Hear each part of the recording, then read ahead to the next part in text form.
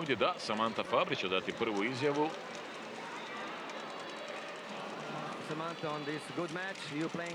Mora biti na engleskom zbog međunarodne publike. Kako vam se sviđa atmosfera? Hvala svakome koji je došao i navijati za nas. Za nas je to važna pobjeda. Ušli smo u polufinale u subotu i želimo da bude još više ljudi u dvorani.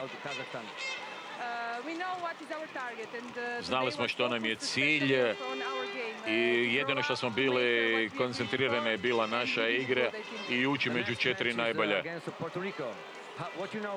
Što znate o Porto Riku? Do danas smo se fokusirali na Kazahstan.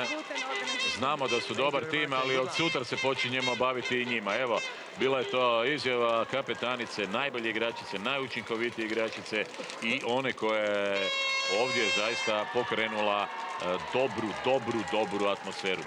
Napeto. Naravno, kad bi bilo i još više gledatelja, ne bi imao niko protiv toga. Evo, Dejan Kljajić, evo, sa Božanom Butigan. Kakve su vam dojmovi? Prvo sam jako sretna, ali to nama jako puno znači. Bio je veliki meč, imali smo malih padova, ali na kraju smo odigrali maksimalno dobro i sretna sam. Sutra igrate u finalu protiv Belgije, što znate o njima? Nemamo puno informacija.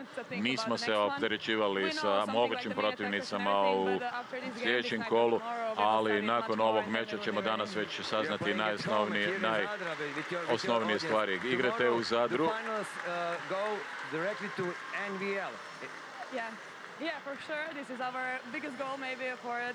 Sutrašnji pobjednik ide ravno u Ligu nacija. Naravno, to je naš najveći cilj. To nam je cilj pred ovom publikom i znam da možemo pobijediti i samo pozivam publiku da dođe u Zadar da nas podrži.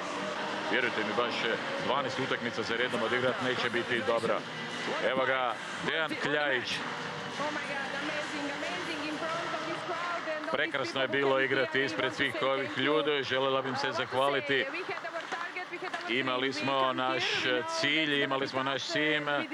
Znali smo da će biti teško. Borili smo se svaki dan i znali smo se da se borimo za ulazak u najbolju ligu, u Ligu nacija. Ponosna sam na sve svoje cure, na organizaciju, sve je bilo perfektno.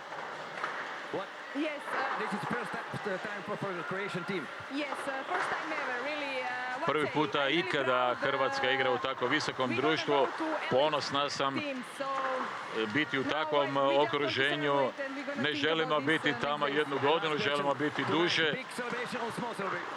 Ove večeri hoće li biti velika ili mala proslava, bit će velika. Kaže Samantha, bit će velika, naravno.